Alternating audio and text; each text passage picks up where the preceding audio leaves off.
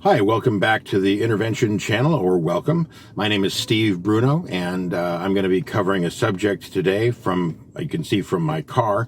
I'm actually on an intervention. I got a flat tire, so I'm waiting for them to come and fix it. I thought that I would do a little video on lowering a gradient, and because this is what we're doing right now. So I'm going to use this intervention as an example. This is a tough one. This kid, this 18-year-old, is wandering the streets. He is refusing to go into the detox. We had a little event. His father drove him out from Florida. I'm in Huntington Beach right now. We're trying to get him into this detox in Cypress, and which is a little town right here in Orange County. And the kid has not been in his right mind. We think he's doing flakka. Flakka, F-L-A-K-K-A, is also known as bath salts. And I don't really know what it is. It's something that causes people to go into, it's a more, recent player in the field of drug addiction and of drugs, and really causes some very nasty delusions, paranoid state of mind. People see things, bugs, larvae around them, police, everybody's an enemy. This young man, for example, during the road trip with his father, who was a lovely man, very soft, gentle guy, soft-spoken, at least during my meeting with him, he seemed like, nice enough. This kid, during the road trip, brought a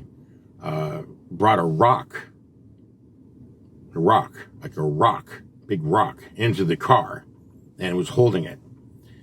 So really freaking his dad out. When they got to the detox, he ran down the street, and one of the guys ran after him and tackled him, which, was well intended, but it's caused some problems in terms of getting him back. He's like, fuck that, I'm not going back with those guys. They assaulted me.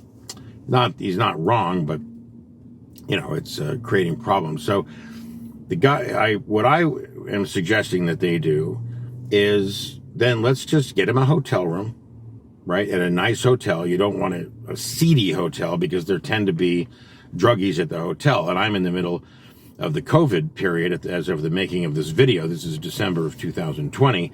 And so hotels are full of people who were homeless, of drug addicts, families who have put their, and then people, of course, are self-isolating and getting a bunch of free government money, which is, just the whole combination is sort of a perfect storm. So, I suggested, well, the Hilton or the Marriott, the Courtyard Marriott, it's not expensive. It's off season right now, so it's $100 for a room, nice room. And we're trying to get him to agree to that. And I was pushed back, right? Somebody from the detox was pushing back on me. He was saying, no, we're not doing that. He needs to come to the detox. We need to just give that to him as the only option. Well, he's not coming to the detox, and we don't know where he is right now. So it is pointless to play hardball like that with a person we don't have a communication with. We don't have any communication with him right now. So what you do is you lower the gradient, right? We're lowering the gradient. He is not willing to go to the detox, but he wants a hotel and he's hungry. That's what he's been saying. So I suggested that one of the girls from the detox, not one of the guys, right? We kind of soften the communication, woman's touch, gentle touch, and simply ask him to go to a hotel and to talk to this young woman, Tiffany, for a little while. In exchange for her, she'll help him, maybe get him some clothes, get him a nice steak dinner if he wants some fish or some lobster or whatever, just get him fed. And not lobster, but you get what I mean. A decent meal, not Taco Bell. Well, I had a guy in Mineral Wells, West Virginia. If you can ever find that on the map, I deserve a medal. Mineral Wells, West Virginia, and I offered to take him out. I said, get you whatever you want to eat. if we're moving along here, and his favorite thing was Taco Bell, so we got him Taco Bell. But anyway, so we were offering him this food and get some laundry, get some clothes. So that's lowering a gradient. And you want to keep in mind, if you are not selling tickets to the big show, to the treatment center, and you're getting a lot of hostility, and you have no communication, there's no point in trying to sell a farm to a buyer who won't talk to you. So what do? You want to at least get the buyer to talk.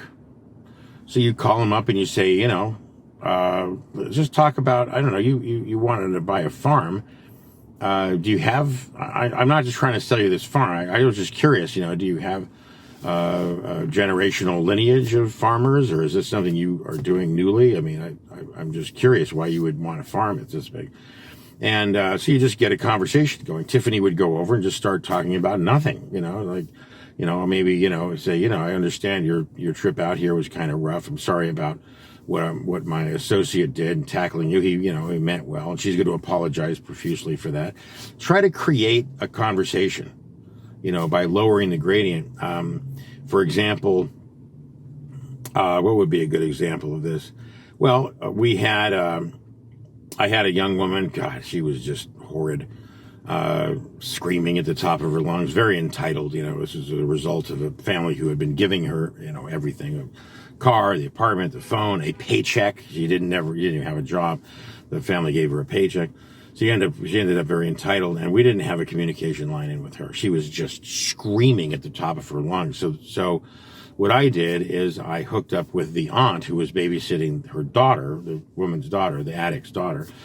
And I was able to get the little girl to draw pictures with me. And so when her mom came over, she was a little bit affronted, but we had all these great pictures. So we just started showing her the pictures, and it created a communication line. So, and then we were able to sit down and actually talk. And I didn't talk to her about her problem, which was really bad, cocaine and bringing your little girl to strip clubs while she's stripped. And it was this whole horrible thing. But I told her about my story. I don't, this is another thing I do, and it's about a gradient. I don't go in and start telling the person that he needs help. I talk about what helped me, because it's a lower gradient, right? So if you can't sell the farm, just talk about farming. If you can't sell the treatment center right off the bat, at least sit down and talk. It's better than what we have to deal with a kid who's blown, who's walking the streets because everybody was trying too high a gradient. Only getting him into the detox, tackling him, all that stuff, trying to force him in didn't work. He wants something to eat and a hotel room. So fine. At least we'll know where he is and we can start a conversation. Okay, so that's it on lowering the gradient. If you want to ask a question, you can ask it in the comments section below if you'd like everybody to see the answer. Comments are moderated, so if you say something nasty and crappy, it'll never show up, so be nice. If you have a question you would like to ask me directly, you can, or privately, you can go to my website, stevebruno.com. You can fill out the contact form. My phone number is there. I prefer a phone call because you can text me, say you're going to call. I'll tell you when I have some time. Texting and email is, I can't really get a complete conversation going in either of those. At least about this particular subject on interventions. It's complicated. It's a simple goal with a complicated process. If you'd like to read more about the subject of intervention, you could buy my book. It's called More Than Hope. It's available on Amazon and Kindle. And on the next frame, there's going to be a graphic and a subscribe button. If you're a professional, subscribe. And there will be the next video. You can click on that and go ahead and illuminate yourself, educate yourself. I hope this has been helpful. This is the Intervention Channel. My name is Steve Bruno, and thank you for watching.